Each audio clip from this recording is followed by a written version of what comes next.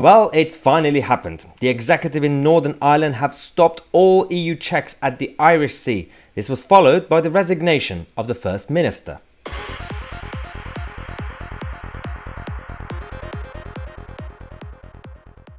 It's all kicking off in Northern Ireland. As expected, the executive have decided to use their consent powers to stop all these checks that we have inside the United Kingdom that's been imposed by the European Union, signed off by the Prime Minister. Well, this has now resulted in the First Minister to resign.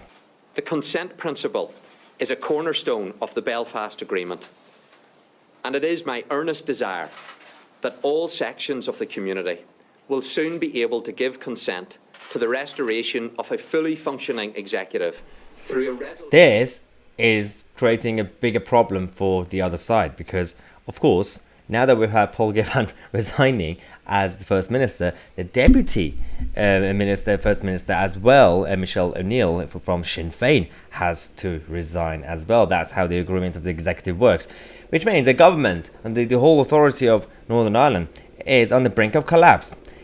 It is quite dangerous, but at the same time, they have been sending warnings to the European Union. They have said that you need to calm down, you need to realize what you're actually dealing with.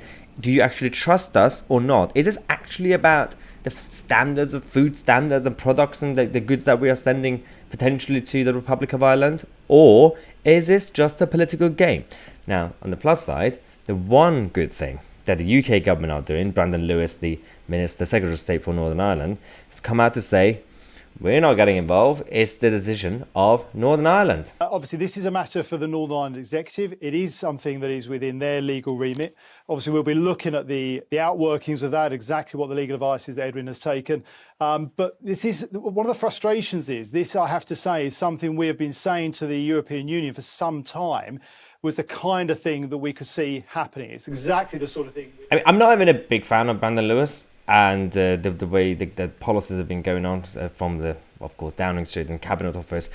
But this was the right move from Westminster. Otherwise, we would have been accused of more intervention.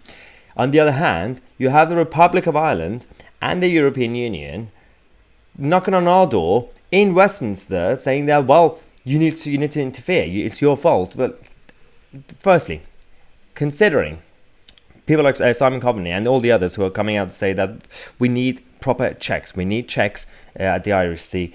As I said, these are the same goods and products that we were having the same standards and quality because we were inside the European Union.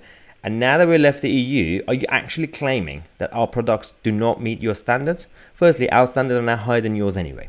So it's not really about trade. They don't care about trade. This is just a political game.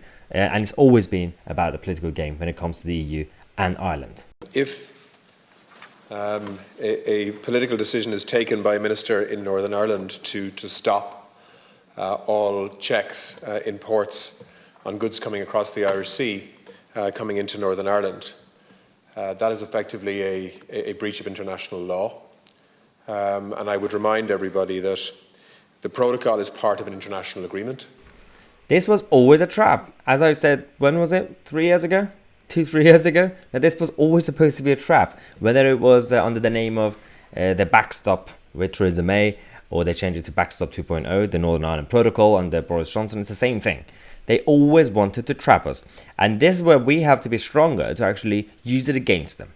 Because for the sake of the integrity of the United Kingdom and the people of Northern Ireland, and of course, the next step is to maintain peace. But we have to protect our people first, especially in Northern Ireland.